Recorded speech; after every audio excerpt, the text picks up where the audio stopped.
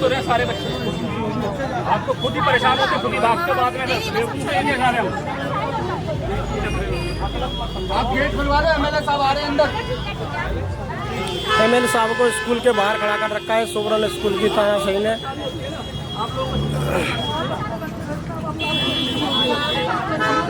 एक बार साइड आ जाओ, बच्चों को जाने दो। आप पेरेंट्स बच्चों बाप ले ले इस तरह 10 रुपए की, ये लाखों रुपए तो बहुत दूर की बात है।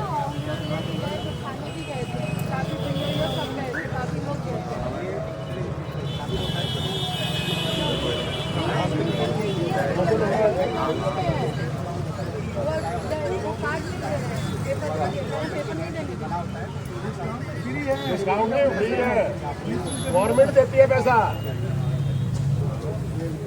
उनके बाप का पैसा नहीं है ये, मानेगा कैसे नहीं? आप लोग नहीं इकट्ठे होते। ये बात सही है, और जो लोग आए हैं आप लोगों को इकट्ठा होना पड़ेगा, ऐसे कर करके आपके बच्चे के साथ खिलवाड़ नहीं होने दूंगा। यदि आप लोग तुम्हारे बच्चे ये है वो है ऐसे कर करके आप लोग क्या चुपके से ले जाते हैं पैसे? ड्रेस के नाम के दे देते हैं, किताबों के नाम के दे देते हैं।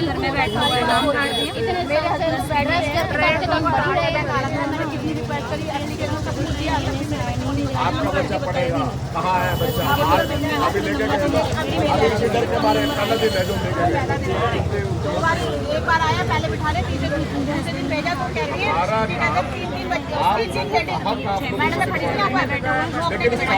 भाई कोई जिंदा थोड़ी है बच्चा। अब यूँ बोला गया आंसू को मत घुसाना, क्यों नहीं घुसाओगे? क्या करा है मेरे बच्चे ने? इसका बाप भी देने देगा, आप इकट्ठे रहो ना। इकट्ठे नहीं होंगे ना जब तक नहीं होंगे। मैं तो नकली खाने में जब मुझे पता लगा याद है तब मैं तब मुझे पता लगा कि मैं ग्रुप में जुड़, मैं तो बहुत धक्के खाए हैं। अरे मैं यहाँ पर बता देते ना,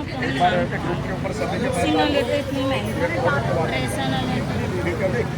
ये ऑर्डर करवा दिया, आप अपने ग्रुप में सबमिट कर दीजिए, और हो सके तो आप अपने अपने उसके ऊपर लाइव भी कर लो।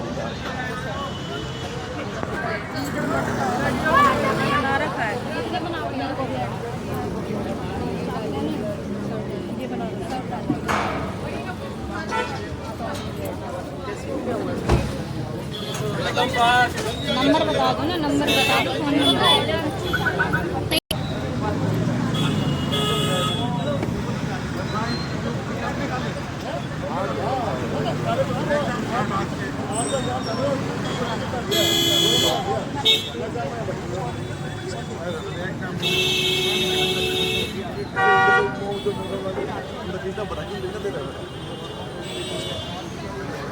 आपका बच्चा किसमें पढ़ता है? कौन सी उसमें? आप किसके लिए लड़ रहे थे? समझा करो, गाड़ी यहीं पे लग रहा है और कहीं नहीं है।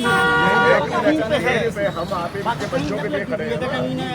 तुम्हारा बाप का है बता, आप साथ में मतलब उनसे बहस कर रही हो। गवर्नमेंट जगह दे रखी है, मैंने भी आप ही लोगों के लिए इसके बाद मैं जो बात कर रहा हूँ, मेरे पास कौन सा आया उसके जिसके जो मेरे पास आया सबके पैसे मैंने वापस दिलवा। मेरे पास आई किसमें? मेरी बात सुनो, मुझे नहीं पता, उसके बाद आई है। ऑफिस में नहीं आए, मतलब ऐसे आए नहीं आओगे तो अभी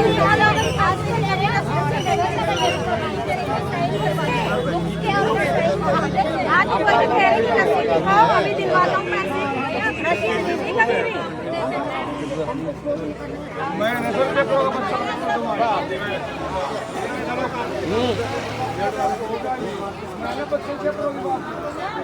उनके बच्चों का पेपर इसको देना पड़ेगा।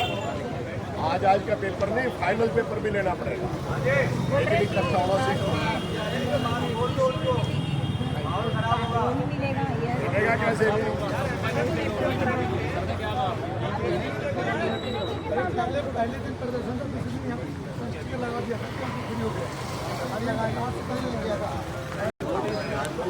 माननीय महेंद्र गोयल जी और विधायक जी खड़े हैं बाहर, गेट नहीं खोला जा रहा है। ये इधर भी भैया गेट खुलवाने कह रहे हैं, काफ़ी देर से गेट नहीं खोला जा रहा। द सोवरन स्कूल में 6 महीने का है। अच्छा 6 महीने का सर होटल में है। बहुत जब चुनाव आवेगा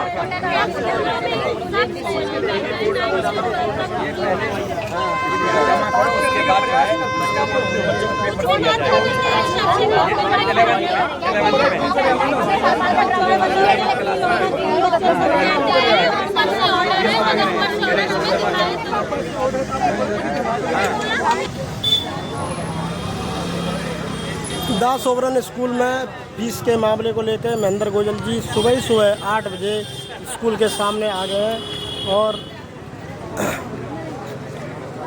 विधानसभा अध्यक्ष डॉक्टर सत्यवान राणा जी भी आ चुके हैं।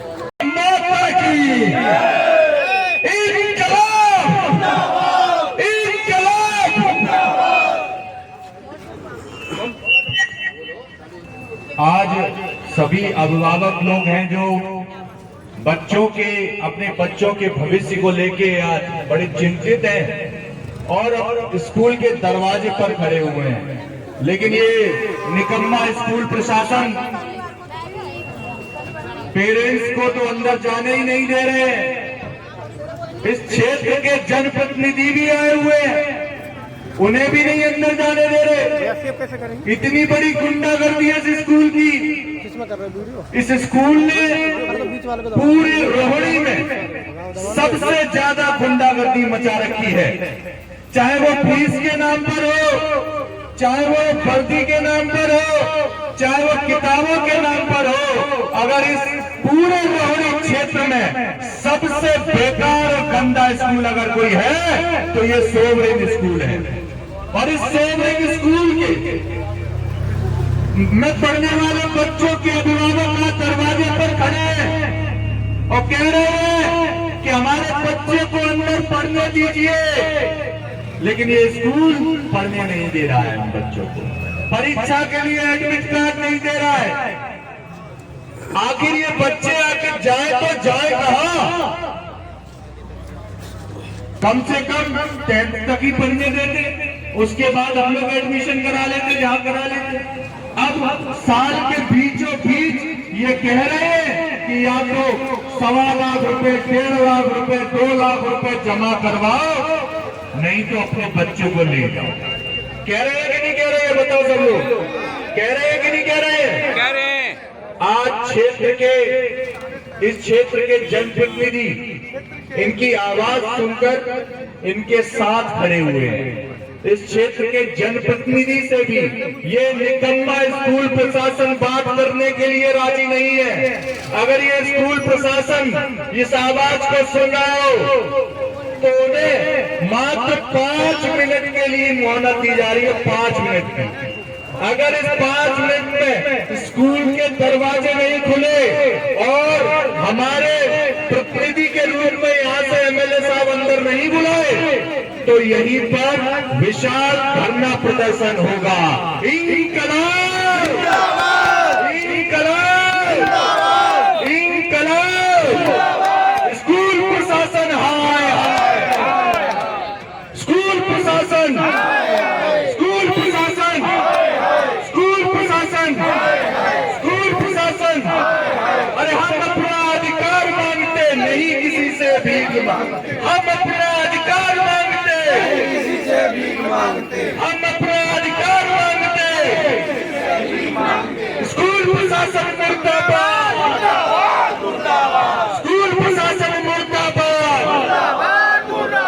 स्कूल प्रशासन मुर्दाबाद! सोवरेन स्कूल कम से कम हम कुछ इनकी जमीन जायदाद थोड़ी नहीं लेने आए हैं। हम इनसे ये नहीं कहने आए हैं कि हमारे बच्चे तुम पढ़ा लो। हम इनसे कह रहे हैं कि हमारे बच्चों का अधिकार उन्हें दे दो जो सरकार ने उन्हें दिया हुआ है, जो उनका मूलभूत अधिकार है वो तो उन्हें दो। जब आपको जमीन चाहिए थी तब आप सरकार के दरवाजे पर खड़े थे और आपने एक एग्रीमेंट किया था सरकार के साथ कि जितने भी बच्चे पढ़ेंगे उसमें 25% बच्चे हम EWS के पढ़ाएंगे। किया था इन्होंने, क्यों किया था? आपको अच्छी तरह किया था, बिल्कुल किया था। और आज जब इनका स्कूल खड़ा हो गया है, इनका स्कूल चल पड़ा है, तब EWS के बच्चों को ये बाहर कर रहे हैं। सरकार नोटिस भेज रही है इन्हें, सोकोस नोटिस भेज रही है, ये नोटिस का जवाब दे देते हैं। लेकिन अब ये बताओ हमारे बच्चे जाए तो जाए कहां? साल के बीचों बीच में इन्होंने कह दिया कि 1.5 लाख रुपए, 2 लाख रुपए, 1.25 लाख रुपए जमा कराओ तब हम बच्चों को पढ़ाएंगे। हमारे पास तो इतने पैसे हैं नहीं, है पैसे हैं नहीं है ना? हमारे पास जब पैसे नहीं है तो हम अपने बच्चों को कहां ले जाएं? तो ये स्कूल प्रशासन अगर इस आवाज को सुन रहा हो तो जल्द हमारे प्रतिनिधि के रूप में विधायक महेंद्र गोयल जी को अंदर बुला ले और उन्हें संतुष्ट कर दे, हम भी संतुष्ट हो जाएंगे। और मुझे उम्मीद है कि विधायक श्री महेंद्र गोयल जी जब अंदर जाएंगे और जब बाहर निकलेंगे तो हम बच्चों का, हमारे बच्चों का अधिकार लेकर बाहर निकलेंगे। साल तक चलेगा। दूसरी चीज, जब हम अभी इधर आए तो कुछ पेरेंट्स के हाथ में एक नोटिस भी था जिसमें 1.25 से 1.5 लाख रुपए की एक मांग थी। वो नोटिस भी हमने देखा और जैसा भाई शुभम ने बताया कि जब इन्हें जमीन चाहिए थी, के बच्चों के जब लिए तो ये सरकार के दरवाजे पे खड़े थे और आज सरकार के नुमाइंदे इनके दरवाजे पे खड़े हैं और ये दरवाजा नहीं खोल रहे हैं। तो बड़ी शर्म की बात है सोवरन स्कूल के लिए जब एक क्षेत्रीय विधायक के साथ ये इस तरह का बर्ताव कर रहे हैं, तो आम पेरेंट्स के साथ, बच्चों के साथ ये किस प्रकार का व्यवहार करते होंगे। शर्म आनी चाहिए इनके मालिकों को, शर्म आनी चाहिए उन टीचरों को। ये क्या शिक्षा देंगे? अगर आप क्षेत्र के विधायक की, अगर आप बड़े बुजुर्गों की इज्जत नहीं कर सकते तो आप आने वाले दिनों में बच्चों को क्या शिक्षा देंगे? मैं तो ये मांग करता हूं माननीय विधायक जी के माध्यम से कि स्कूल की मान्यता रद्द हो जानी चाहिए और जितने बच्चे स्कूल में पढ़ रहे हैं उन्हें किसी और स्कूल में एडमिशन दिला देना चाहिए। और साथ ही साथ जो ये जमीन कभी पार्क के नाम पर थी, कभी कम्युनिटी सेंटर के नाम पर थी या लोगों के भलाई के लिए ये जमीन थी, इस जमीन को दोबारा सरकार को लौटा देना चाहिए और जो पेरेंट्स डिसाइड करें फिर वो स्कूल इधर बनना चाहिए। और अब की बार 25% नहीं, और मिले 25% तो पूरा मिले, धोखा ना हो किसी भी बच्चे के साथ, किसी भी बच्चे के भविष्य के साथ ना तो खिलवाड़ होना चाहिए और ना ये सरकार खिलवाड़ होने देगी। ऐसा पहली बार इतिहास में हुआ है कि जब किताबें नहीं मिलती तो क्षेत्रीय विधायक आ जाते हैं, जब बच्चों से फीस की मांग की जाती है तो आपके एक फोन पर विधायक जी यहाँ मौजूद हो जाते हैं। और आज जब बच्चों को उनके एडमिट कार्ड नहीं दिए जा रहे, परीक्षा में नहीं बैठने दिया जा रहा, परीक्षा देना बच्चे का एक अधिकार है, मौलिक अधिकार है। और देखिए किस प्रकार मूक दर्शकों की तरह इधर देख रहे हैं, चुप है ये लोग। पर आज इन्हें ये नहीं पता कि आज जहां आप लोग खड़े हैं कल ये तानाशाह स्कूल वाले इन्हें यहां खड़ा करेंगे और जब इनके हक की बारी होगी तो भी विधायक जी इधर खड़े मिलेंगे। ये लड़ाई केवल और केवल गंदे प्रशासन के साथ है, ना तो ये किसी सिक्योरिटी गार्ड के साथ लड़ाई है, ना किसी टीचर के साथ लड़ाई है, ना स्कूल में पढ़ने वाले बच्चों के साथ लड़ाई है।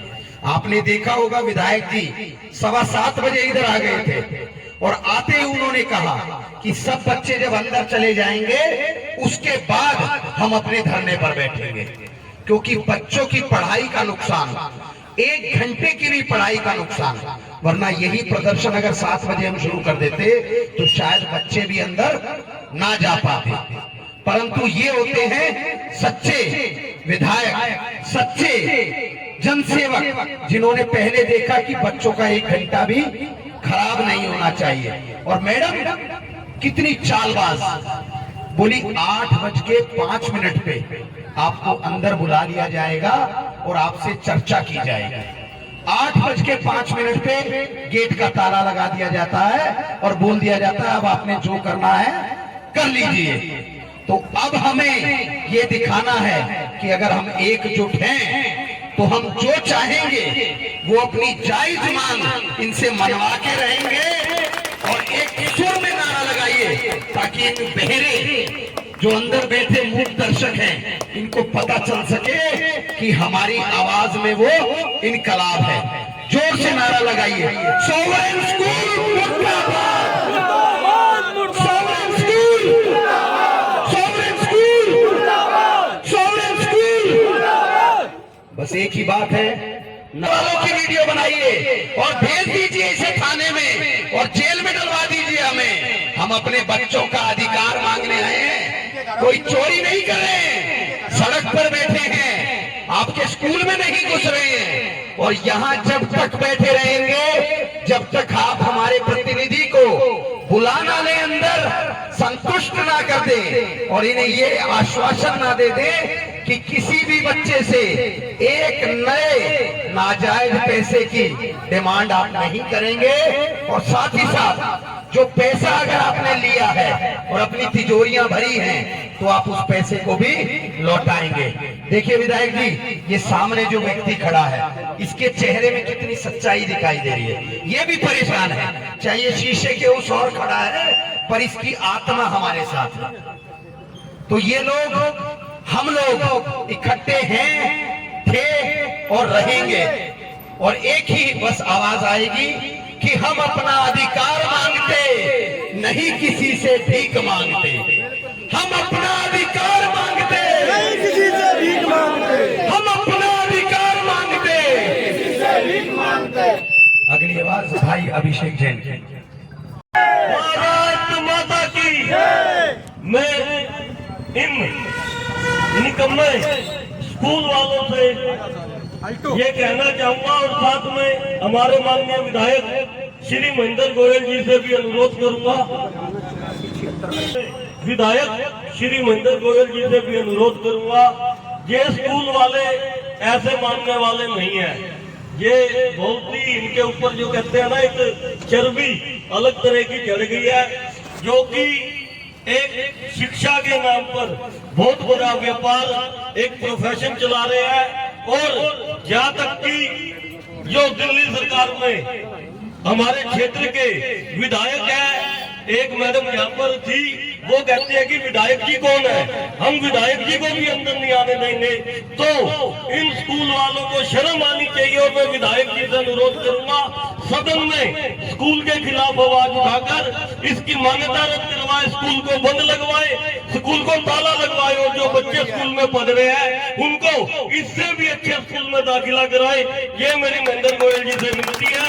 और महेंद्र गोयल जी, आप संघर्ष करो, हम आपके साथ हैं। महेंद्र गोयल जी संघर्ष करो, हम आपके साथ हैं। महेंद्र गोयल जी संघर्ष करो, हम आपके साथ हैं। निकम्मे स्कूल वालों को अकल आनी चाहिए।